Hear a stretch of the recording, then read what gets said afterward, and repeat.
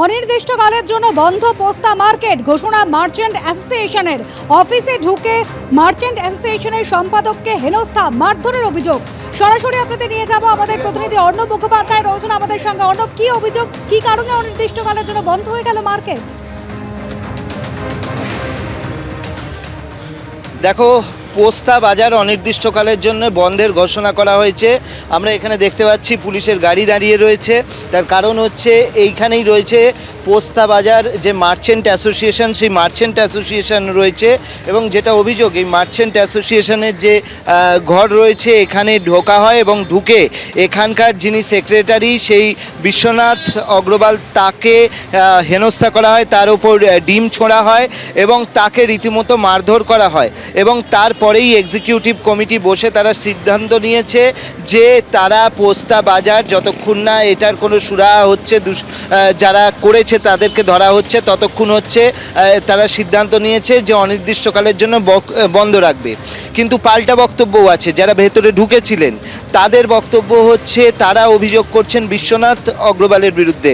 তাদের বক্তব্য হচ্ছে যে তিনি যেভাবে এই পোস্তা মার্চেন্ট অ্যাসোসিয়েশন চালাচ্ছিলেন সেখানে তিনি স্বেচ্ছাচারিতা করছিলেন, সেখানে টাকা পয়সার হিসেব পাওয়া যাচ্ছিল না, সেই কারণে তারা ঢুকেছিলেন এবং বেশ কিছু অভিযোগ তারাও করেছেন। অর্থাৎ একদিকে যেরকম দেখা যাচ্ছে যে এই যে মার্চেন্ট অ্যাসোসিয়েশন তার যারা বর্তমান পদাধিকারী রয়েছেন সেই সেক্রেটারি, তার ওপর ডিম ছোড়া হয়েছে, সেই সেক্রেটারিকে মারধর করা হয়েছে।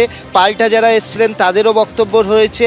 এর মাঝখানেই কিন্তু পোস্তা বাজার বন্ধে থাকার কথা ঘোষণা করেছে মার্চেন্ট অ্যাসোসিয়েশন। ধন্যবাদ অর্ণব।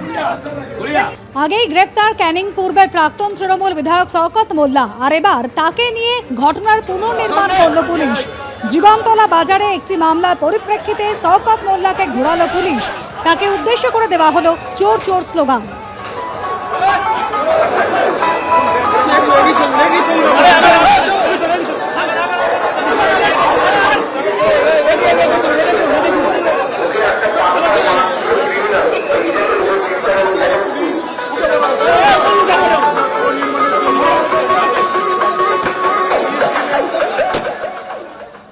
দেখো, সরাসরি আমরা দেখতে পাচ্ছি যে শওকত মোল্লাকে নিয়ে যাওয়া হচ্ছে একটি মামলার পরিপ্রেক্ষিতে। তাকে একেবারে জীবনতলার এই যে বাজার সেখানে তাকে নিয়ে যাওয়া হচ্ছে। প্রথমে এনআইএ এর হেফাজত, পরে জেল হেফাজত এবং এবার জীবনতলা থানার একটি মামলার পরিপ্রেক্ষিতে তাকে নিয়ে আসা হয়েছে।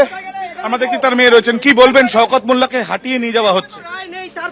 আমরা কোর্টে যাব, আমরা প্রত্যেকের নামে মানহানি মামলা করবো, এইভাবে ওনাকে ঘোরাতে পারে না, কোনো আইনে নেই।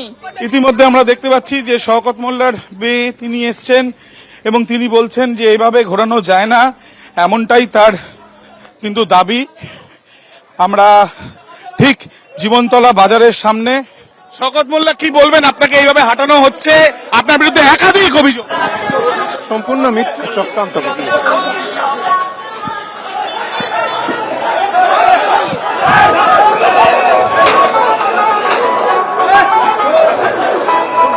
দেখাই যাচ্ছে যে মাতচোর গান হচ্ছে শওকত মোল্লাকে নিয়ে এবং শওকত মোল্লাকে রাস্তায় জীবনতলা এই যে বাজার, সেই বাজারে হাঁটালো পুলিশ এবং ঘটনার পুনর্নির্মাণের জন্য তারা তাকে নিয়ে এসেছিলেন।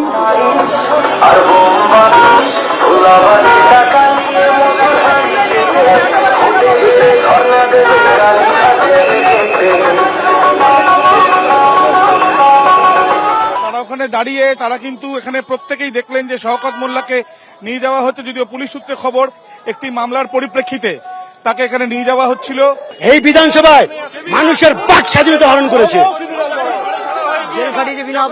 আর বিনা অপরাধে কত মানুষকে জেল খাটিয়েছে, জুতোর মালা পরে ঘোরানো